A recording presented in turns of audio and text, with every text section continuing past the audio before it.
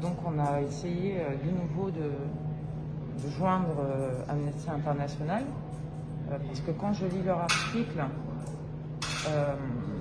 ils me font passer en filigrane, et ce qui décrédibilise mon travail et surtout m'installe comme quelqu'un qui désinforme. Donc je serai proche, si vous lisez entre les lignes, du RN. Je suis apolitique et je n'ai jamais fait partie du RN ni d'aucun parti politique, puisque je n'ai aucune confiance en la politique.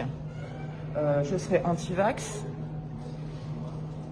Alors écoutez, si je suis anti-vax, comment j'ai pris l'avion? Je vous remercie. Donc, ce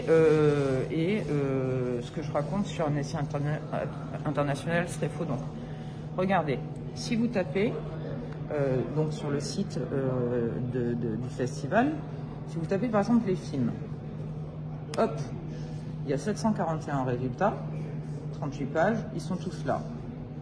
Tu vois? Ok? Je continue, non, ben regardez, hein, parce que même moi, ils me font tourner la tête. Je me dis, je deviens, je perds des esprits ou c'est eux qui ont raison. Ensuite, vous tapez Donbass Bonnel. Donc, puisque tous les films y sont, le mien devrait y être. Il y a 5 Donbass Bonnel, mais rien en fait.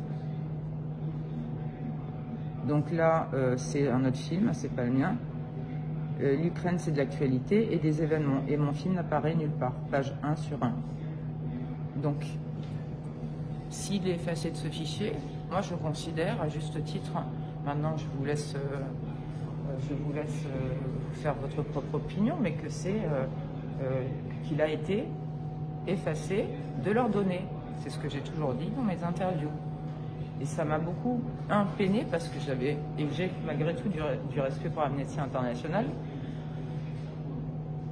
Mais c'est une forme de censure. Quand on invisibilise quelqu'un, c'est une forme de censure. Hein. Quand vous n'êtes pas dans les fichiers, vous n'existez pas, donc votre film ne peut pas être vu ni reconnu. Donc, après sa sortie, il a été blackout médiatisé. Là, en ce moment, si vous tapez Amnesty International, vous verrez que des trucs sur l'Ukraine.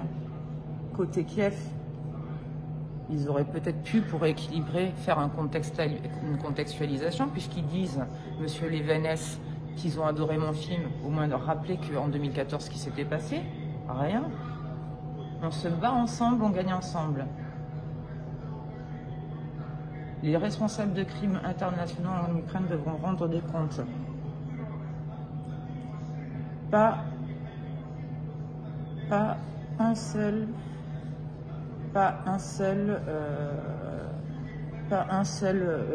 rappel des faits de 2014, 2015 et de Minsk et des bombardements que j'ai prouvés hier en montrant des vidéos. Lire la suite.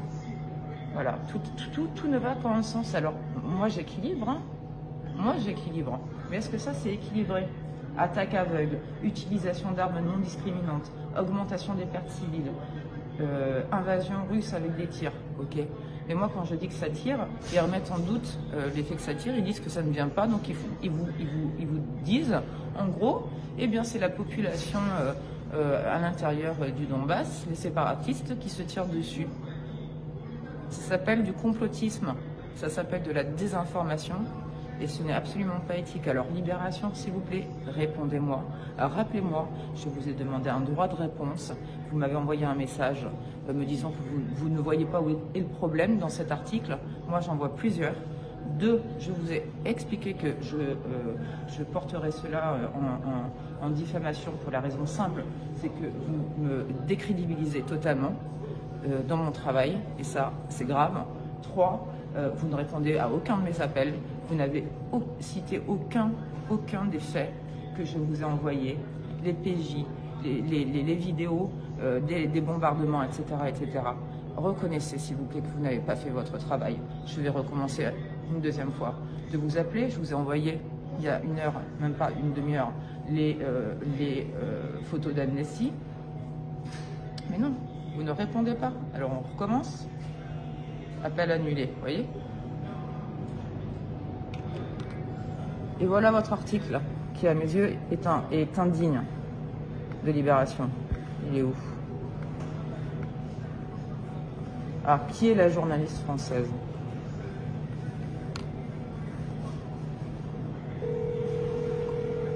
Comment osez-vous ne même pas répondre?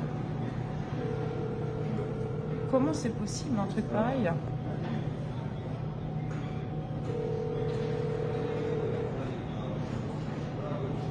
Vous dites Amnesty International l'a radié de ses catalogues après l'avoir accompagné dans 5 salles de cinéma. Je viens de vous le prouver. Vous faites du fact-checking. Visiblement, vous le faites très mal. Très très mal. Alors refact-checker s'il vous plaît. Si moi j'y arrive, vous êtes une rédaction, vous pouvez y arriver, n'est-ce pas? C'est possible. Alors arrêtez si vous voulez la neutralité. Déjà ne désinformez pas. Déjà répondez s'il vous plaît. Ne me demandez pas ne me dites pas quand je vous envoie mes pièces qu'il n'y a aucun scoop. Il y avait du scoop, les premiers bombardements dont personne n'a parlé. Ça, vous ne l'avez pas repris par l'aviation.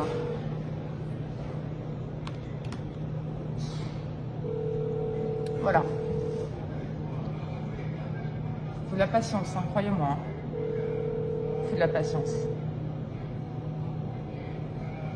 C'est vraiment, vraiment pio. Je suis, mais voilà. On continue. Aucune réponse.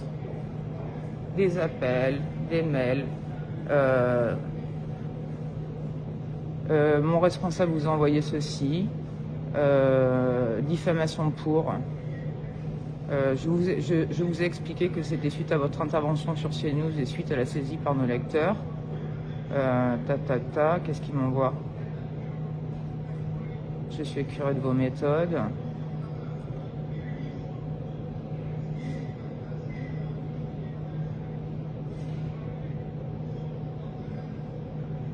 Alors, la cerise sur le gâteau, c'est quand ils me disent vous ne m'avez pas donné de scoop. Voilà. On y est. Alors, exemple dépêche Reuters. Concernant les preuves que vous m'avez envoyées par le biais d'Iliane, le bombardement de 2014 par l'Ukraine est documenté dans les médias. Exemple dépêche Reuters. Vous auriez pu le reprendre ça dans votre article. Ce n'est donc pas un scoop. En plus, la vidéo n'est pas de vous et n'apporte aucun élément supplémentaire hormis la gravité des blessés. Vous cherchez le scoop. En plus, vous me l'écrivez. Merci.